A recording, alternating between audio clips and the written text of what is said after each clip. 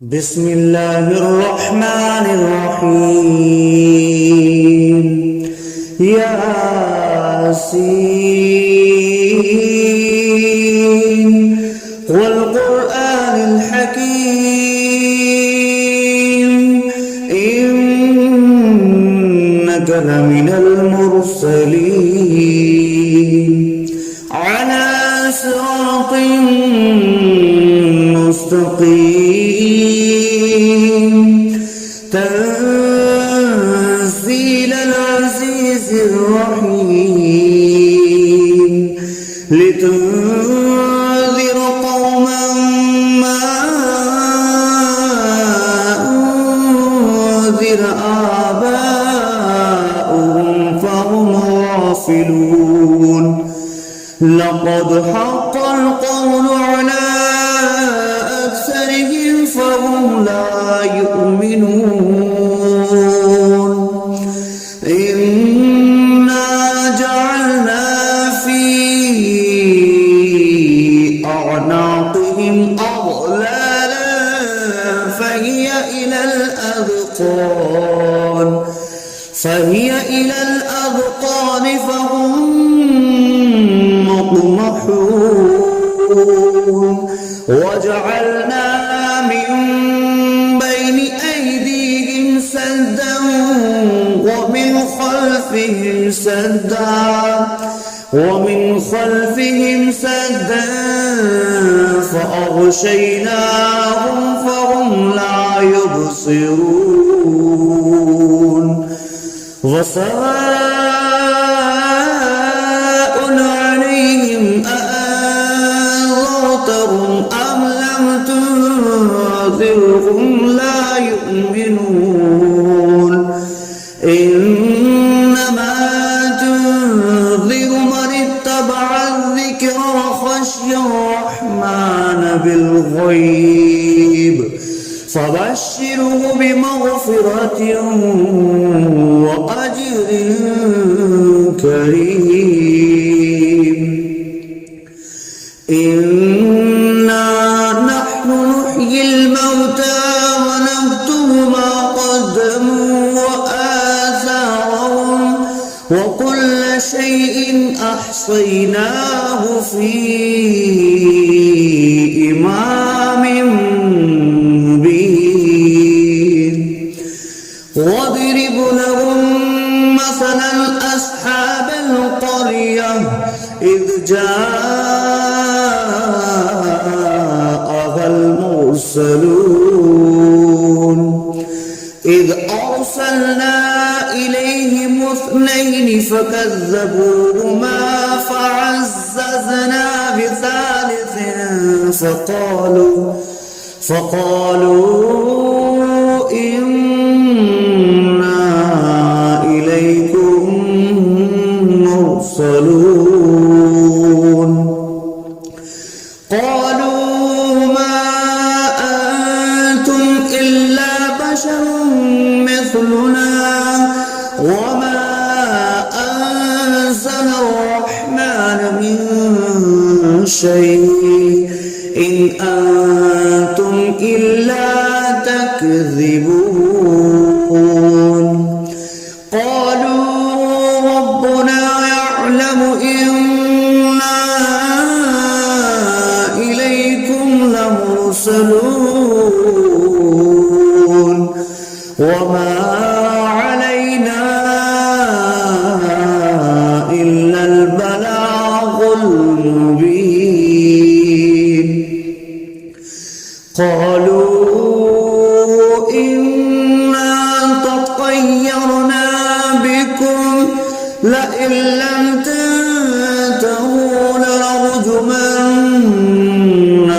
وليمسنكم منا عذاب أليم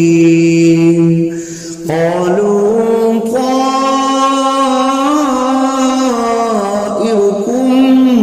معكم أئن ذكرتم بل أنتم قوم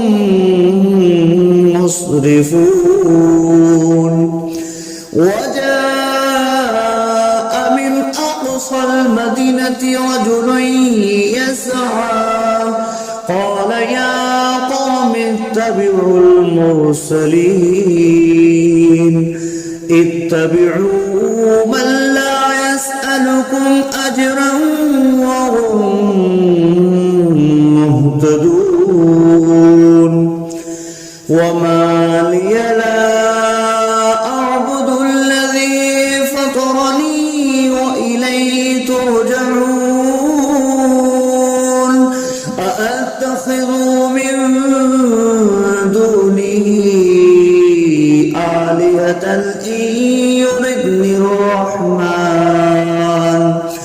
إن يردني الرحمن بضر لا تغن عني شفاعتهم شيئا ولا ينقذون إني إذا لفي ضلال مبين إني آمنت بربكم فاسمعون قيل ادخل الجنة قال يا ليت قومي يعلمون بما غفر لي ربي وجعلني من المكرمين وما أنزلنا على قومه من بعده من جند من السماء وما كنا منزلين إن كانت إلا صيحة واحدة فإذا هم خامدون يا حسرة على العباد ما يأتيهم من رسول إلا كانوا به يستهزئون ألم يروا كم أهلكنا قبلهم من القرون أنهم إليهم لا يرجعون وإن كل لما جميع لدينا محضرون وآية لهم الأرض الميتة أحييناها وأخرجنا منها حبا فمنه يأكلون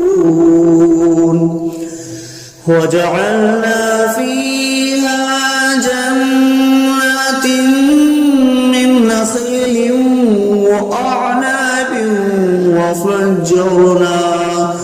وفجرنا فيها من العيون ليأكلوا من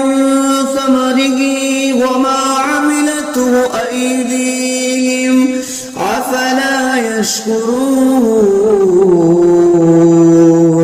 سبحان الذي خلق الأزواج كلها مما تنبت الأرض ومن أنفسهم ومما لا يعلمون وآية لهم الليل نسلخ منه النهار فإذا هم مظلمون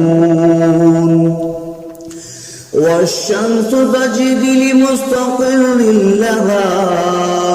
ذلك تقدير العزيز العليم والقمر قدرناه منازل حتى عاد كالأرجون القديم لا الشمس ينبغي لها أن تدرك الكمال الليل سابق النهار وكل في فلق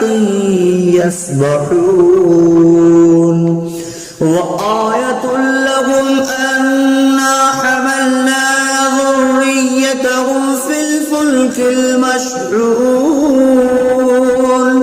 وخلقنا لهم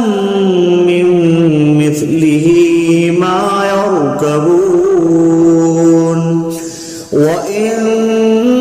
نشأ نغرقهم فلا صريخ لهم ولا هم ينقذون إلا رحمة منا ومتاعا إلى حين وإذا قيل لهم اتقوا ما بين أيديكم وما خلفكم لعلكم ترحمون وما تأتيهم من آية من آيات ربهم إلا كانوا عنها معرضين وإذا قيل لهم أنفقوا مما رزقكم الله قال الذين كفروا للذين آمنوا أنطعم من لو يشاء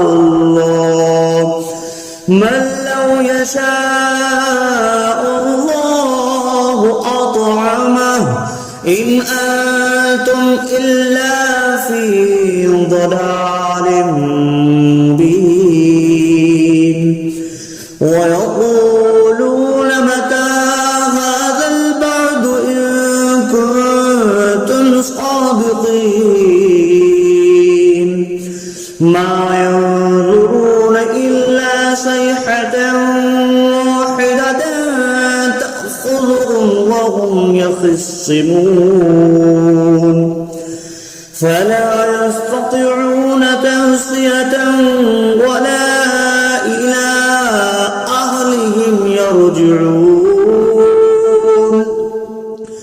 ونفخ في الصور فإذا هم من الأجداث إلى ربهم ينسلون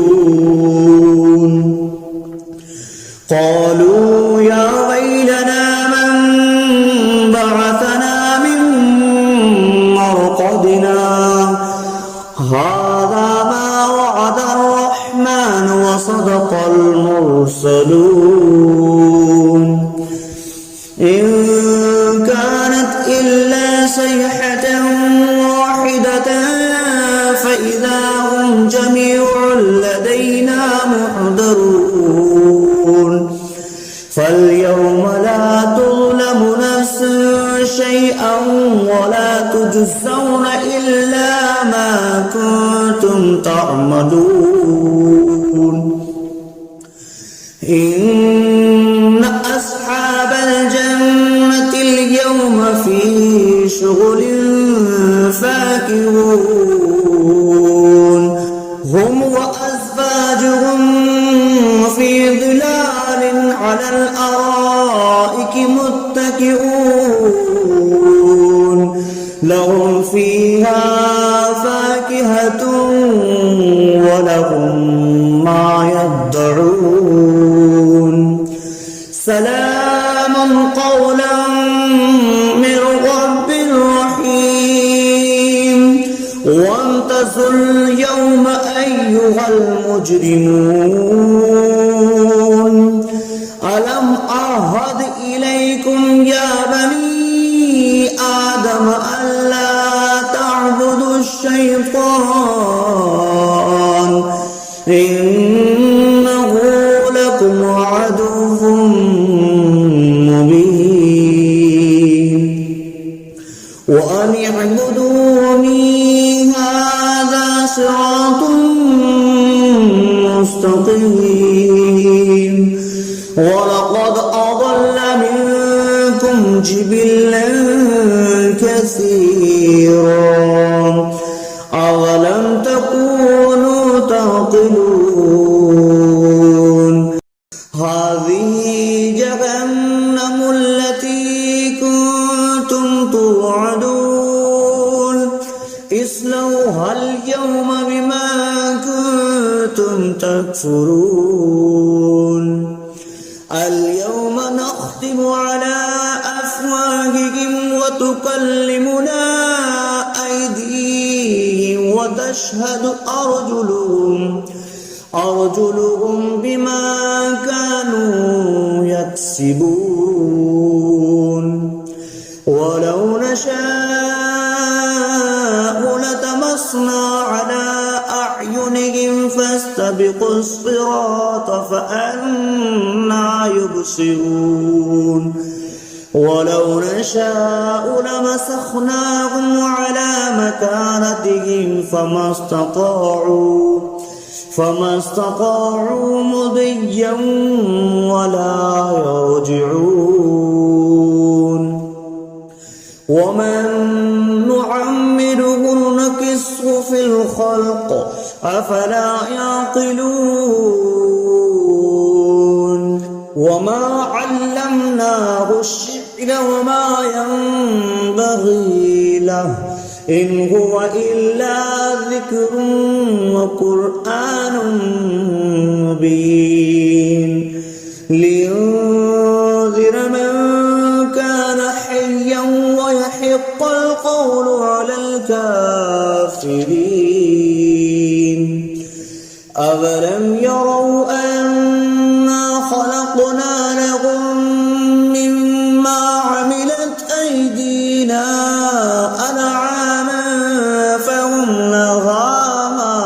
مالكون وظللناها لهم فمنها ركوبهم ومنها يأكلون ولهم فيها منافع ومشارب أفلا يشكرون واتخذوا من دون الله آلهة لعلهم ينصرون لا يستطيعون نصرهم وهم لهم جند محضرون فلا يحزنك قولهم إنا نعلم ما يسرون وما يعلنون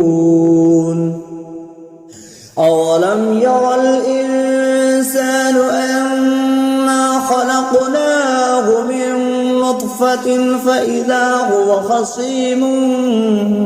مبين وضرب لنا مثلا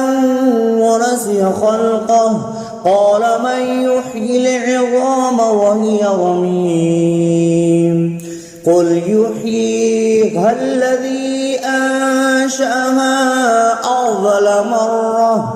وهو بكل خلق عليم الذي جعل لكم من الشجر الأخضر نارا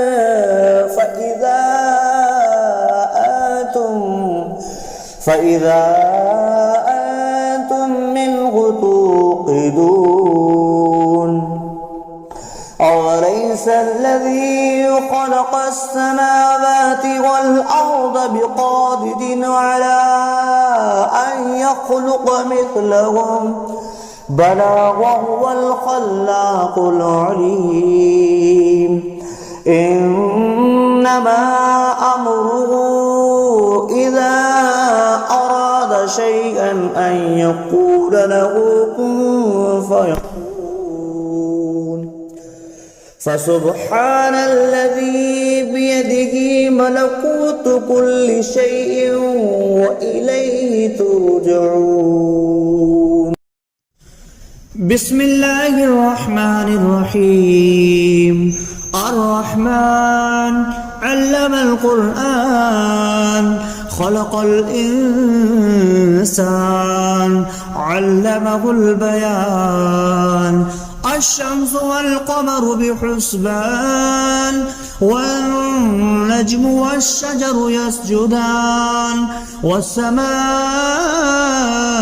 رفعها فوضع الميزان ألا تطغوا في الميزان وأقيموا الوزن بالقسط ولا تخسروا الميزان والأرض وضعها للأنام فيها فاكهة والنخل ذات الأكمام والحب ذو العصف والريحان فبأي آلاء ربكما تكذبان خلق الإنسان من صلصال كالفخار وخلق الجان من مارج من نار فبأي آلاء ربكما تكذبان رب المشرقين ورب المغربين فبأي آلاء ربكما تكذبان مرج البحرين يلتقيان بينهما برزخ لا يبغيان فبأي آلاء ربكما تكذبان يخرج منهما اللؤلؤ والمرجان فبأي آلاء ربكما تكذبان وله الجوار المنشآت في البحر كالأعلام فبأي آلاء ربكما تكذبان كل من عليها فان ويبقى وجه ربك ذو الجلال والإكرام فبأي آلاء ربكما تكذبان يسأله ما في السماوات والأرض كل يوم هو في شأن فبأي آلاء ربكما تكذبان سنفرغ لكم أيها الثقلان فبأي آلاء ربكما تكذبان يا معشر الجن والإنس إن استطعتم أن تنفذوا من أقطار السماوات والأرض فانفذوا لا تنفذون إلا بسلطان فبأي آلاء ربكما تكذبان يرسل عليكما شواظ من نار ونحاس فلا تنتصران فبأي آلاء ربكما تكذبان فإذا انشقت السماء فكانت وردة كالدهان فبأي آلاء ربكما تكذبان فيومئذ لا يسأل عن ذنبه إنس ولا جان فبأي آلاء ربكما تكذبان يعرف المجرمون بسيماهم فيؤخذ بالنواسي والأقدام فبأي آلاء ربكما تكذبان هذه جهنم التي يكذب بها المجرمون يطوفون بينها وبين حميم آن فبأي آلاء ربكما تكذبان ولمن خاف مقام ربه جنتان فبأي آلاء ربكما تكذبان ذواتا أفنان فبأي آلاء ربكما تكذبان فيهما عينان تجريان فبأي آلاء ربكما تكذبان فيهما من كل فاكهة زوجان فبأي آلاء ربكما تكذبان متكئين على فرش بطائنها من استبرق وجنى الجنتين دان فبأي آلاء ربكما تكذبان فيهن قاصرات الطرف لم يطمثهن إنس قبلهم ولا جان فبأي آلاء ربكما تكذبان كأنهن الياقوت والمرجان فبأي آلاء ربكما تكذبان هل جزاء الإحسان إلا الإحسان فبأي آلاء ربكما تكذبان ومن دونهما جنتان فبأي آلاء ربكما تكذبان مدهامتان فبأي آلاء